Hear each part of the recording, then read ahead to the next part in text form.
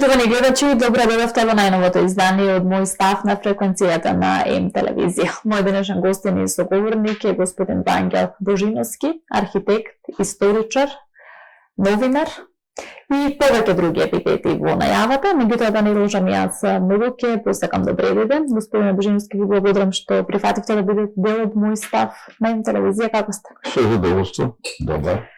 Ке започнеме од она најново, од она најсвежо со случај во амбулансната евиденција, имено вашето најново авторско остварување.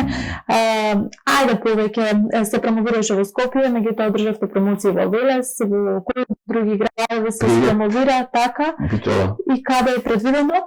Скоро ќе биде во Куманово, во Радовиш, во Струмица. Така да се прошири информацијата и гледам дека интересот за ваков тип на книги не е замрен, напротив, постои публика која сака ваков вид на книги, кои се обзрнуваат на тоа што навистина е Македонија и кои го согледуваат македонскиот цивилизацијски двиг од различен аспект од оно што вообичаено се очекува од книга која треба да пишува историја на Македонија. Како се создаваше во амбулансната евиденција?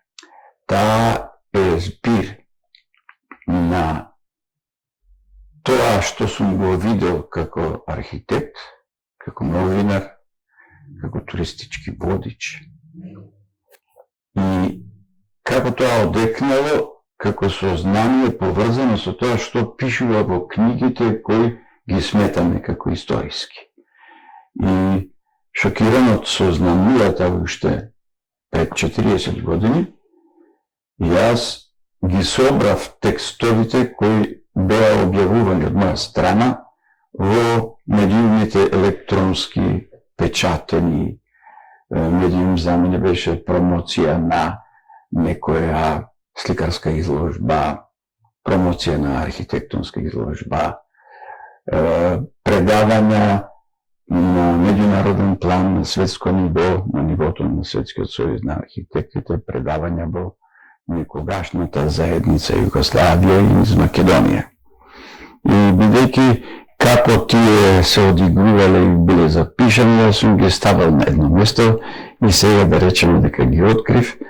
И ова е ревизија на сето тоа, срочено во една книга, која ја прикажува Македонија, мене ми се чини во наистина по некаква светлина од онаа која ќе најдете во кој да е напишан учебник овде и дури во горна маса на книги напишани за Македонија надвор, кои се преведени кај нас. Не сте слушали ваква литература? Мислам дека се уште недостасува. Гледайте, јас сега ќе цитирам став на светската историографија и јас имам почет кон светската историографија и тоа е една врвна која годишно на 2 години, на 3 години, како и во секоја игра кај на научните дисциплини се одигрува во светот. И еве да речеме судбински, јас имам 2 сепарати од светски собири на историчари кои изборуваат на тема што е тоа историја.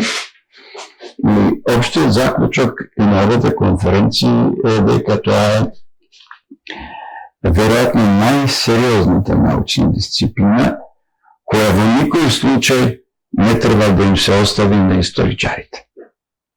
Сега оттаму, јас природно чувствував тоа, бидејќи секој сака да знае за минатото, и нашиот образовен систем неше загради во врска со тоа. Македонскиот образовен систем воопшто, системот во 20 век, никако сакаше да забрани истражување на минатото или барем да го ограничи. Ние имавме една реченица која делуваше модерно, која делуваше како заложба на сите кои воопшто размислуваат, да размислуваат за иднината, бидејќи таа е посветлата страна на тоа што луѓето ќе го направат, а минатото се сметаше како една завршена приказна која сите ја знаат и околу тоа не треба да се разговара. Но која погледате литературата за минатото, која се печата и се истражува во земјите кои ние ги сметаме за напредни, за земји кои треба ние да ги скопираме па да бидеме како нив, ќе видите колку сериозно се работи на истражување на минатото. Значи секој народ е должен да си ја напише собствената историја. Колку ние го правиме тоа? Ние го правиме. Еве пример.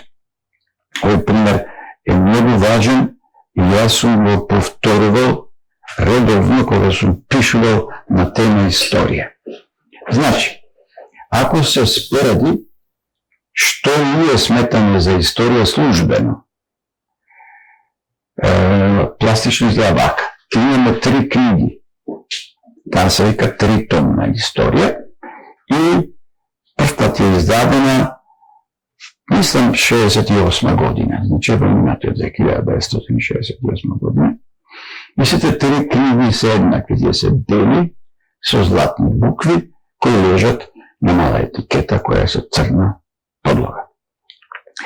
Тоа доживува ревизија некаде 2010, односно почна да доживува, но не знам дали првиот том е довршен, но помислам дека вториот и третиот се збогатени со нови сознанија. Но генерално, бидејќи таа ја сметам како комплетна, а не знам, мислам дека ова што требаше доправа како ревизија да се напише дека не е готова, таму на еднаков број страници, значи околу 300, книга, се опфатени хронолошки, како што се пишува историја, периодите низ кои што минува македонската историја. Значи, од предисторија до 20 век.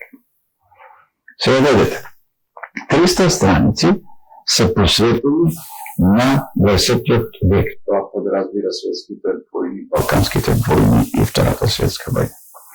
Потоа 300 години се посветени, 300 страници се посветени на 100 години 19 век. И 300 страници се посветени за другите 6000 години од нашата историја. Кога тоа ќе го пресметате, вие ќе видите дека ние за собственото минато, ако мериме колку знаеме за една година, ние можеме да срочиме само една проста реченица.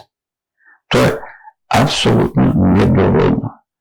Тоа го има искажено, не сум сигурен дека кога го пишувала академик Катица Џулавкова, го имала предвид овој аспект, и мислам дека не го не знаела тогаш. Туку напишала песна која се вика Глуварка. Глуварката е, јас можам и наизуст, ја знам зашто, кога има добра песна, јас лесно ја памтам. Но тоа сега не е важно за оваа емисија. Важно е следно. Имаме убава крошна, доста добро позната, така изгледа Глуварката, секој може да си ја визуализира. Потоа имаме едно стебло, кој е потполно прозирано. Едно мало коренче, едно лукче, од кај што се развива таа. Значи, тоа е тоа што ние го знаеме за собственото минато. Мислам дека сме меѓу ретките народи во Европа кои најмалку знаат за собственото минато. За да се преброди тоа, потребна е помош.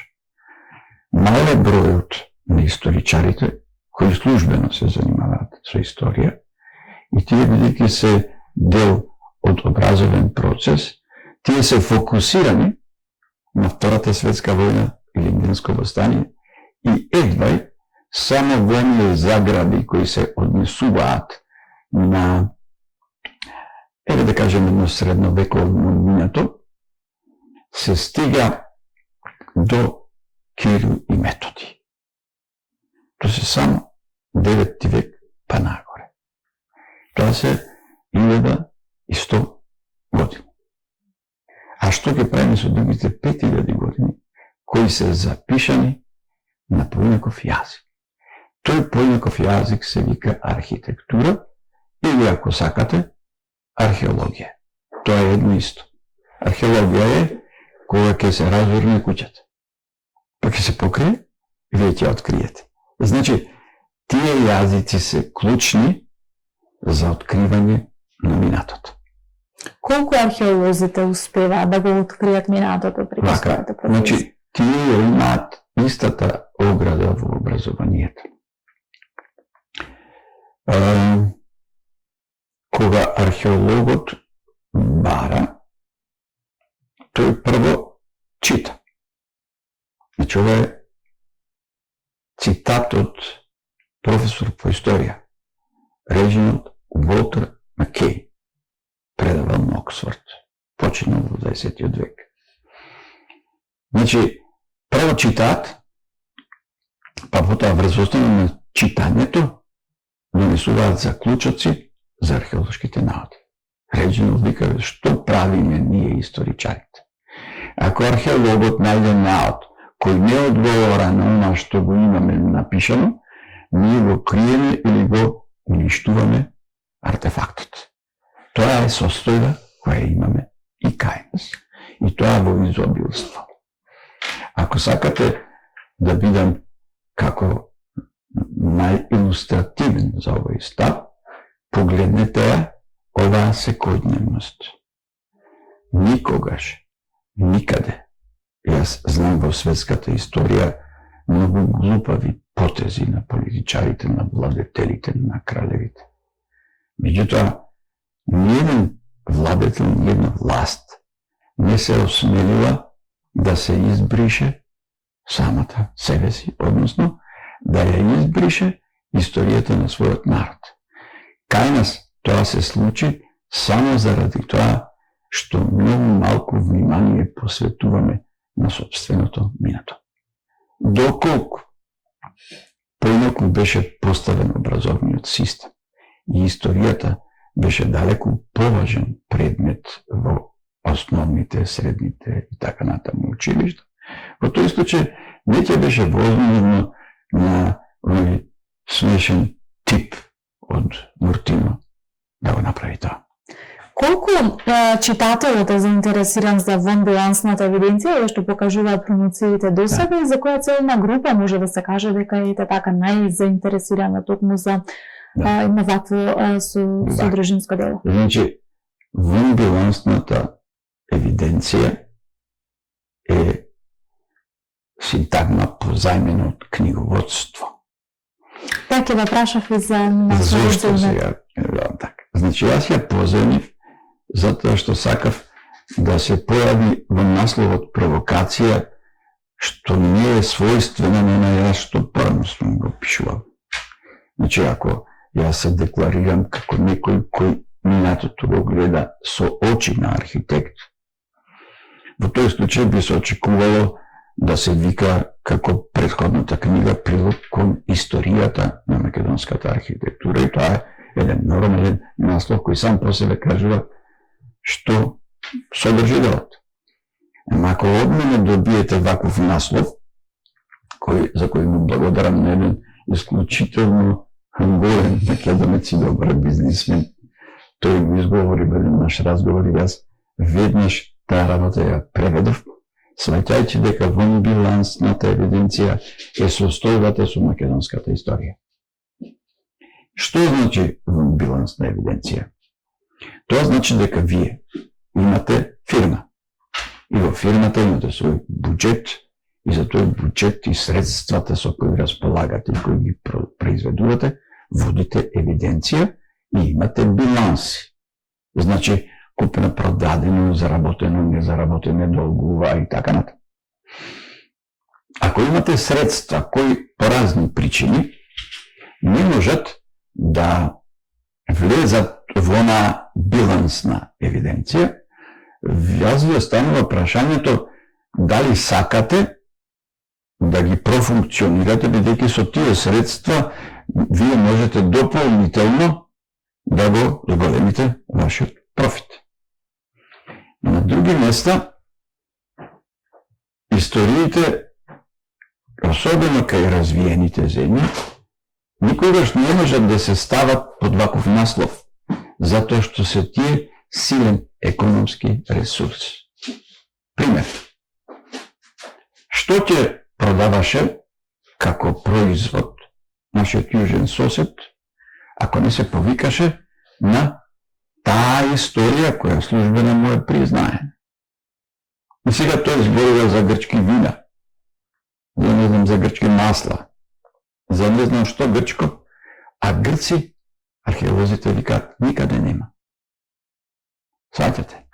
Значи, тие таа евиденција ја ставаат во билансна, ја оформуваат како определена приказна, наоѓаат, произведуваат поддржувачи, тоа значи влезено е во образовниот систем, и плюс тоа влезено е како задолжително во сите образовни системи во светот и одеднаш еден непостоечки ентитет станува клучен за светската цивилизација. Колку насловот ги прима читателите, колку ве прашуваат токму за насловот? Многу ми е. Значи насловот е навистина добро избран и дава можност во одговорот да објасните многу нешта кои нами се случуваат во реалноста, не ни дозволуваат да го зафатиме своето место во големата градба на светската цивилизација. Ова книга покажува дека ако ја следиме нашата вон билансна евиденција, ние сме почетокот на европската цивилизација. Ако изгледа, како да кажам, претерано, можам да разберам. Ама тоа не изгледа претерано затоа што јас цитирам светски имиња и археолози кои тврдат дека првите населби во Европа се започнати овде. И тоа никој не го спори. Ако сите се согласуваат дека првите населби се случуваат овде, тогаш големата неолитска револуција, така е наречена, која се смета за најполезен период на светската цивилизација, се случува токму овде. И ако тргнете со таква мисла, ви даваат право сите, тие треба да се го земете така. Јас се прашав како се создаваше книгата, меѓутоа од самиот разговор заклучуваме дека со текот на низ годините вие сте создавале всушност оваа книга. Значи таа се создаваше период, претпоставувам. се создаваше врз основа на тоа што кога кај вас ќе стаса тоа што е собствено минато. Зошто токму сега е една ваква книга? Па, затоа што таа веќе е напишана. Јас се само реков, можда е сега моментот кога можам да ја издадам. И јас ја издадов книгата, обидувајќи се не само, знаете што е, кај сите нови сознанија. Потребно е да бидат пренесени. И сега пренесувањето често пати е еден пример во уметноста, кога сликарот ќе направи ремек дело, тој не знае дека тоа го направил. Но, кога сакате да зборувате за собственото минато, и вие сакате да оставите една трага за една вистина, тогаш неопходно е на повеќе јазици да објасните. Не во смисол јазици изговорени и напишани и на други јазични групи, не велам за да се преведат, туку јазикот на пишувањето и јазикот на говорењето не се исти, потребен е не многу голем напор и двата јазика да стојат во иста книга. Но тоа е недоволно, затоа што ова е шокантна работа токму за нашата публика овде. Некој да тврди дека ова е ние сме цивилизација. За кого е наменета пред се? Таа е наменета за секој што во себе чувствува незадоволство од оваа секојдневност, а исто така чувствува дека тоа не му може да биде вистина, иако ни е пласирана, како дека еве ние сме каков народ, таква власт, нели тоа е. Обично, кога власта не уме и не си ја познава земјата или предпријатието што го води, тогаш ќе го однесе во бунар, ние имаме таа состојба. И мислам дека ваков тип на книги може да бидат добри учебници за луѓето кои се стрват да прифатат големи одговорности и големи функции. Така што оваа книга мислам дека може да биде прочитана од ученици во основно и средно училиште до луѓе кои еве професија им е историјата и се доктори на науки. Така да тоа е пренесеното, затоа велам. Внатре сите факти изнесени, се изнесени како напишани, како изговорени, како проектирани како архитектура, посочени како археологија, цитирани од странски автори кои се историчари и низ поезија. Затоа што поезијата е првата историја.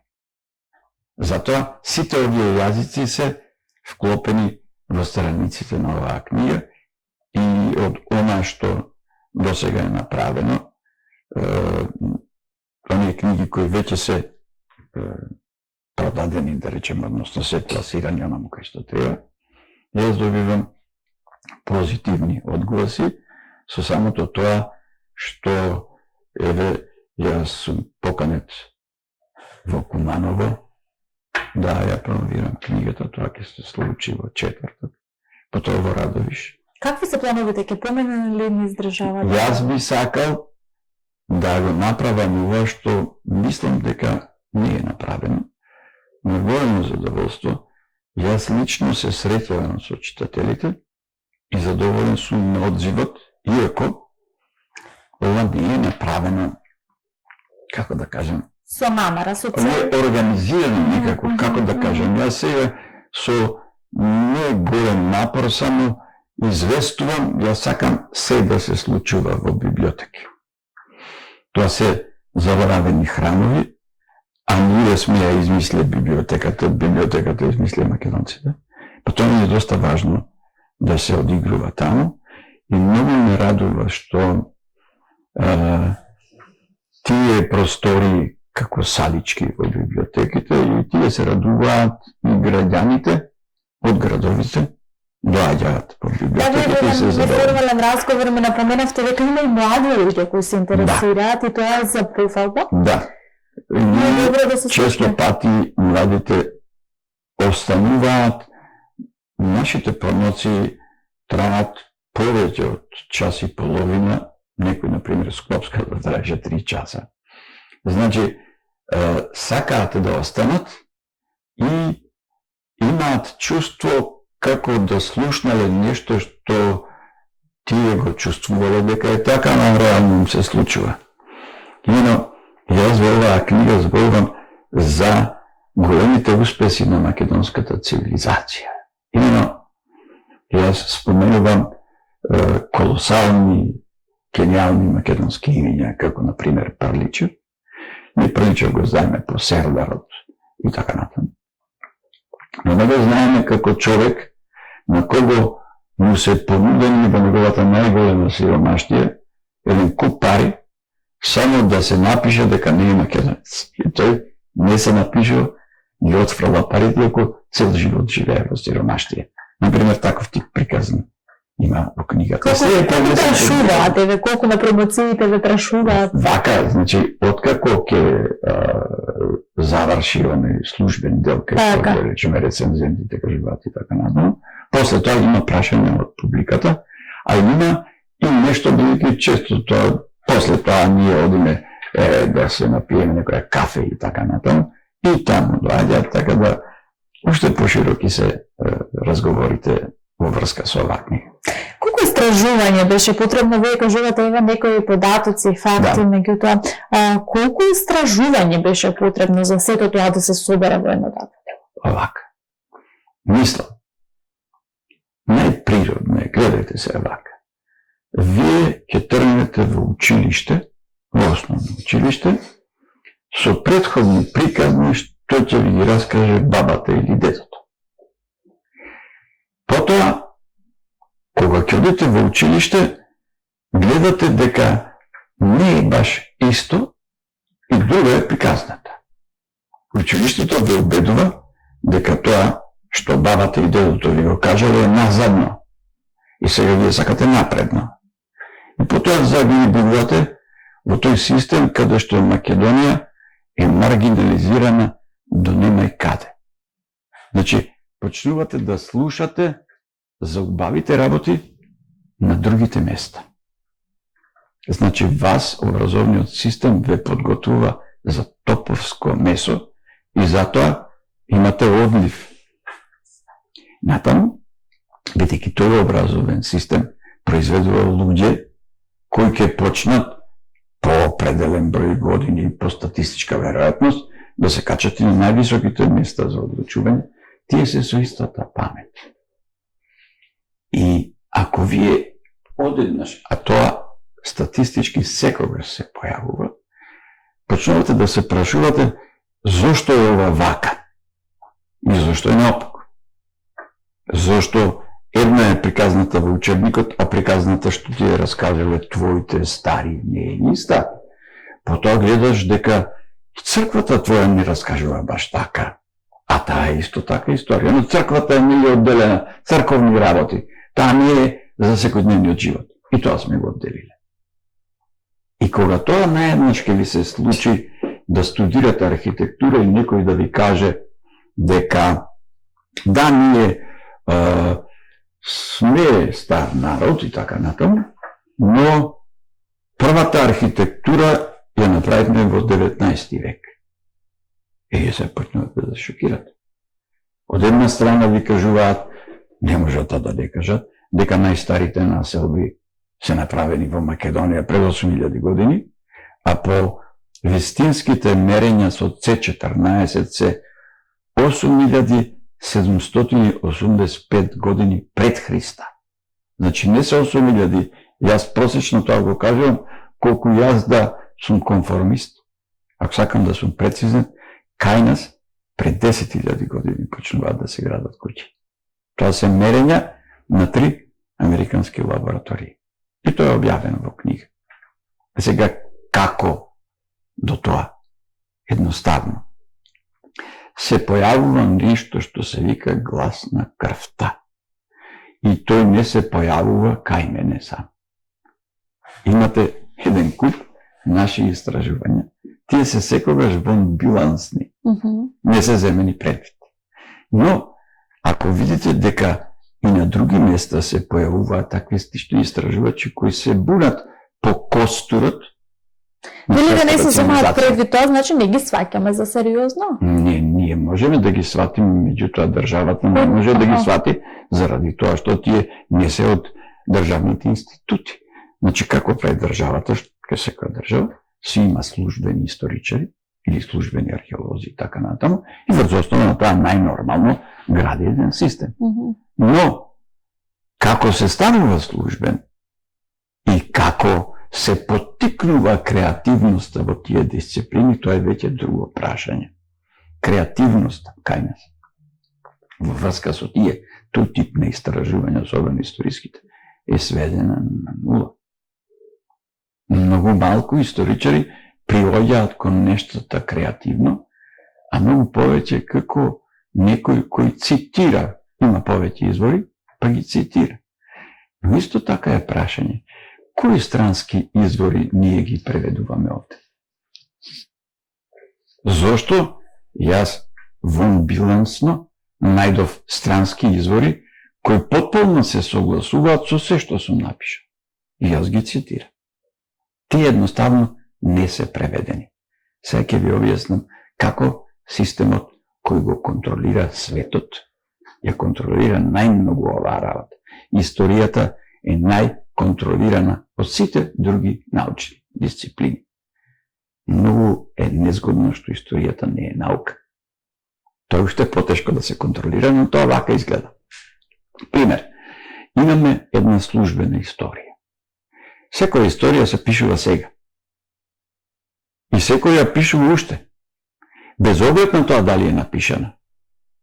Тие што сега ја пишуваат, бидејќи имат обврска, тоа е море од податоци. Тие не го пишуваат нештото, за да го растурат системот, бидејќи не им е дозволено. Тие мораат тој систем кој е востановен, бидејќи тоа е начинот по кој денешната управа на светот владее. Таа ти го заробува сеќавањето. И ако јас имам твое сеќавање, најпопуларен е Орвел, кој тоа го кажува. Ако ти го држам сеќавањето, во тој случај јас тебе те држам целосно и ти стануваш роб. Последната фаза на познатата сентенца Divide et impera се случува со поделбата на мозокот. И тоа нам ни се случува. Македонската наука востановена во Александрија е на противната страна. Таа бара радијално осознавање на нештото. Нема специализација. Но денеска има се специализирана работа. Пример. Историјата е специализирана. Се вели, многу е тешко, огромен материјал, и еден човек не може да го совлада. Паметот не ни дозволува тоа. И сега имате специјалисти. И сега специјалистот објаснува еден период. Например, специјалист за Втората светска војна и тој е тука. Другиот е специјалист за, не знам, средниот век и тама е закон. Едните и другите не држат заедно симпозиум. Туку, овие што се за среден век, се за среден век и секој си има свој домен и своја власт. Ова се случува и на светско ниво. Еве пример.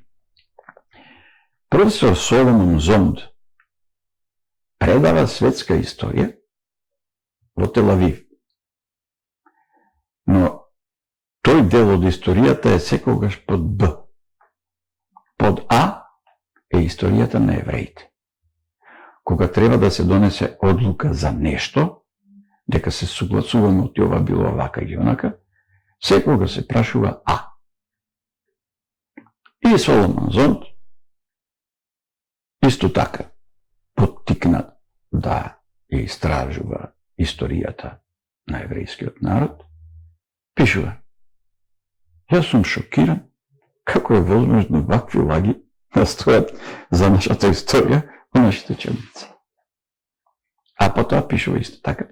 Не се случува и нам тоа. Не, да. Значи, тоа се случува сегде кога некој ќе се осмели во установената структура на така наречената историска вистина да ја малку размрда. Таа не смее да се размрда. Значи, добро, да не ќе претерувам, но кажувам ви едно име, кое за својата книга, која станува бестселер. Што ти е бестселер? Кога тој што е над него од групата А за историјата не вика, ова е несериозна работа. И тој вели, оваа моја книга нема да биде преведена на еврејски никогаш. Ке ставиме до нашите гледачи и ваши читатели да си ја набават во амбулансната евиденција. Каде се може да се набави? Вака, значи, јас таа книга, бидејќи јас сум ја финансирал, не отидов по овие вообичаени патишта преку нашите издавачи, туку лично, преку телефон, преку карго, јас ја испорачувам книгата на тој што сака да ја прочита. Според тоа не е скапа книга, нити јас имам намера да тоа биде некаков мој финансиски профит. Много е важно да стигне до негде, а овие средства кои јас побарувам ми се неопходни за да можам и понатаму. Така да сте собствен издавач. Така. Ќе споменеме малку потоцно за што ќе се случува во делот на авторството, меѓутоа сакам овде да го напоменеме македонскиот Аджилак, именно она што се случуваше со хуманитарниот културен Феникс здруженијето, посетивте повеќе локалитети во изминатиот период, кои локалитети беа поминати? Вака, значи македонскиот Аджилак е нешто кое започнува пред околу 7 години. Значи тоа е една моја иницијатива која ја започнавме со една невладина организација која се уште суштествува, тоа е македонска преродба. Значи, македонската преродба всушност и така започна. Прво почна Аджилакот, па после македонска преродба. Идејата беше што? Значи, гледайте, пред да го започнам ова со идејата да станам меѓународен туристички водич, јас прво положив за меѓународен туристички водич, па почнав со Аджилакот. Значи, службено се е покриено тука. Мојата намера беше како на македонците кои се родени на оваа територија, кои никогаш нити се доселиле, нити се преселиле. Значи, една од клучните работи на книгата е македонците се староседелци на оваа полуострва. Нудам аргументи. Никогаш никој не се доселил, нити македонците се одселиле. Иако со сила се одселувани. Значи, оној геноцид е рамен на еврејскиот холокауст што се случуваше во Егејска Македонија. Затоа, многу е радосно чувството со луѓето кои, еве, решиле да дојдат на Аджилак. Аджилак е просветлување, средба сам со себе. Не е Аджилак само да се оди на гробот на Богомладенецот или да се оди кај ќаба. Аджилак е сам себе си да се сретнеш, а кај нас има многу свети места. И тие не се под нас, кај што седиме, или околу. И сега, јас сум ги шетал Прилепчани низ Прилепско.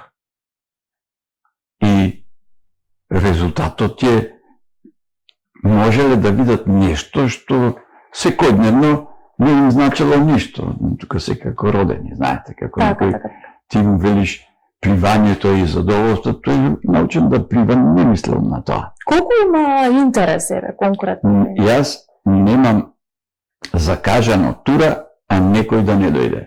Значи, најголемо моје задоволство е се шетам и странски туристи. Но моето задоволство е кога македонците ќе дојдат да видат каде живеат реално и кои се високите стојности на артефактите кои ние ги содржиме. Некако како странците повеќе да сакаат да не. Вака, значи странците да се знаат. Сакаат кога ќе дојдат во Македонија, прво, често пати ке нив има кој колку земји посетил и така натаму, и сега ова уште е поен плюс, бо тој е така, да речем, таа нивна игра. Но, најшокантно за нив е, и тука е, како да кажем, можда и идејата која имам, дека преку туризмот ние можеме да ја промовираме не само Македонија, туку и да донесеме сериозни пари во буџетот. Значи, тие ќе дојдат и бидејќи информациите за Македонија се минорни во однос на информациите на другите туроператори кои носат на друго место. Тие доаѓаат скоро празни овде и со оглед на тоа што ние се обидуваме да испорачаме лошо наместо добро, тие очекуваат дека овде не доаѓаат баш на некоја цивилизација, тука е едноставно ајде да промине низ нашиот список дека и тука сме били. Кога ќе се соочат со артефактите, кога ќе се соочат со високите културни вредности, кои кај нас се на површината, тогаш најчест случај е воодушевени и јас добивам аплауз како да сум одржал некаков концерт или не знам што. Значи, воодушевувањето кај тој тип на посетители, значи странци, е од оваа страна навистина многу важно. И тоа, бидејќи сега ние имаме компании кои шетаат не само низ Охрид, туку имаат и тури низ Скопје, Скопје-Охрид, има тури Да, за вие Битола во и ваше така. видување ќе кажете дека денес Скопје е исто толку атрактивно стана колку Скопје апсолутно бројот на посетители еднаков на Охрид. Проектот, односно не, јас не го нарекувам проект, туку движењето Скопје 2014 донесе многу бенефити за Скопје. Еве како може да се види тоа. Па кога Скопје имало толку многу хотели кои сите функционираат. Не знам дали сте забележале дека некој што отворил хотел или преноќиште во било каква криза или не знам што го затвори. Постојано се отварат нови. Значи, интересот за градот е низ турите кои нашите оператори ќе нудат е доволно илустративен за да можат кога ќе се вратат да покажат необични настани и слики и тие да повикаат уште некој друг да дојде. Колку со Скопје 2014 се промени сликата за градот? Па, јас мислам вака. Ако вие имате 10.000 посетители на еден објект во месец, а пред тоа сте имале 0 и минус 0, тогаш кажете ми кој е процентот. Значи, има еден објект, а ги има многу, кој со 10.000 месечно беше посетуван. Јас тоа го следев од, да речеме, 2010 до 4-5 години. Значи, најпосетен музеј во Македонија беше тој. Значи, еден објект. Потоа, посетата на Милениумскиот крст. Милениумскиот крст носи 500.000 посетители годишно. Значи, тоа се фантастични бројки. Се доколку со мал напор подобриме нешто во смисол на повисока категорија на туристичка услуга, што значи амбиент и така натаму, тоа сите туристички водичи и компании ти го кажат. Тоа јас не го спомнувам. Но не е само Скопје. Замислете вие да имате еден град каде што е најдена топчеста флейта и најден е најстариот експрес-лонец. И имате град во кој на ниво на светска архитектура има куќа на иднината. И замислете, градоначалникот се уште не го има тоа, нема остварено профит врз основа на вакви 3 ексклузивитети. Колку го подценивме сето тоа? Колку го подценивме туризмот? Така. Туризмот, по мене, треба да биде стожер на македонската економија. Сега тоа, кој да е професор од економски факултет, ќе рече, ајде, овој, пушти го и така накажа. Но, во 94-та година имавме светска конференција, Сојуз на архитекти, втор регион, во Тел Авив и Ерусалим. Во зградата кај што се одржуваше нашата конференција, во истиот момент, скоро во истиот час, се одржуваше и средба на градоначалници кои се збратимани со Ерусалим. Бидејќи беше тоа врата до врата скоро, јас прочитав на вратата дека има такво нешто и наместо кај нас, кај архитектите, на таа прва протоколарна седница, јас ја прескокнав, имаше и други наши од делегацијата, и јас влегов кај градоначалницата. Сега се разбира, никој не разбра дека јас не сум поврзан, но седев со сите од светот градоначалници и сега ги поздрави градоначалникот на Јерусалим. И тој рече вака: Јерусалим нема море, нема езеро, нема река, нема околу некоја коизнека плодно земјиште, а нема ништо. Ние живееме, вели, од приказна. Значи, економски ресурс на градот е приказна. Тоа значи, не е потребно да имате тешка индустрија, па полутешка, па средна, па бантам, па мува, па перолесна и така натаму, за да имате индустрија. Значи, стопанство можете да направите и од приказна. И таа да ви биде основа. Дали Скопје може тоа да го направи и Македонија? Може. Замислете слоеви на едно сеќавање, кое има 10.000 години распон. Па во тие 10.000 години, кои се настани се случувале? Врвни настани, клучни. Па добро, крстоносци, не знам што, па тие овде поминале. Ама крстоносците кај нас не направиле плячка заради тоа што биле запрени, па морале да подпишат мир. Колку биле атрактивни тие приказни за... Слушайте, јас ги раскажувам на странците и ви кажувам дека за нив не само што се шокантни, понекогаш тие имаат чувство дека малку претерувам, нели? Па се разбира дека тука ќе се појават и луѓе кои, еве, имаат допир со минато, со историја. Така, одредени знаења. И очекувано е некој да, нели, да возврати со возвратно прашање, бидејќи тоа што јас го кажувам за Македонија никаде не го пишува. Но успешно е. Јас дури доживеав и еден пензиониран професор по историја од Англија да ми каже: мислам дека ние многу грешиме што сме ги поставиле вака односот со Македонија. И нарача уште една тура покрај она за која плати, ме праша дали и по пладнето одам на тура каде и уплати за таа втората тура. Слична ситуација беше со една полска професорка по историја.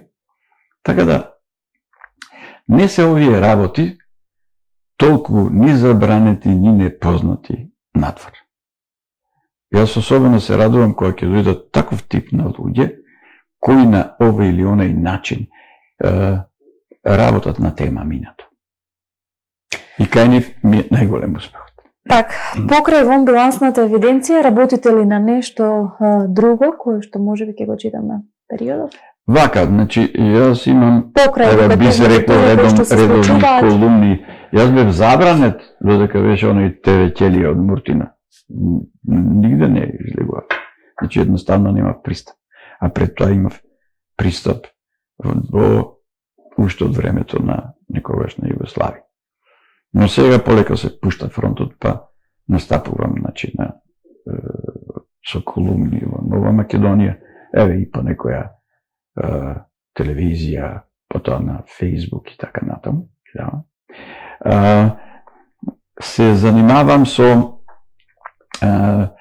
проектирање се уште, што значи се случува некој помал објект да го реализирам, да работам на него и така. Меѓутоа истражувањето за Македонија Истражувањето е дел од гледате вака. Туристички водич може да биде досадна професија, доколку една иста приказна ја повторувате со години. Значи, се знае што треба да се каже.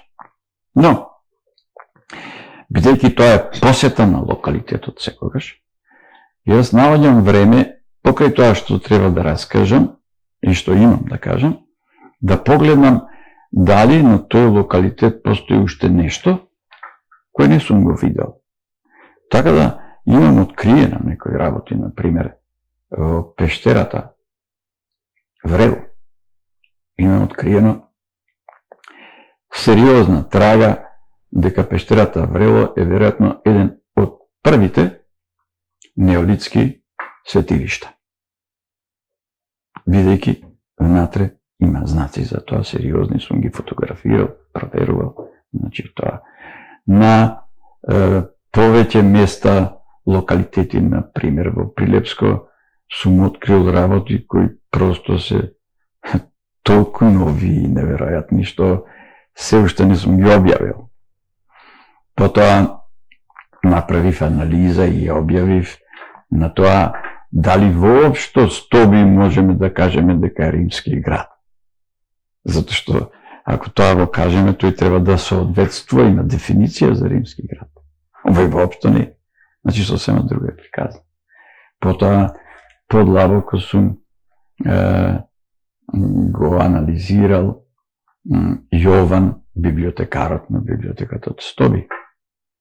Мислам дека тука треба да се потроши време кога се посветува тој локалитет да се осветли таа личност, затоа што Јован, библиотекарот од библиотеката, тој има преку 30 до 40% информации за тоа што е Римска империја.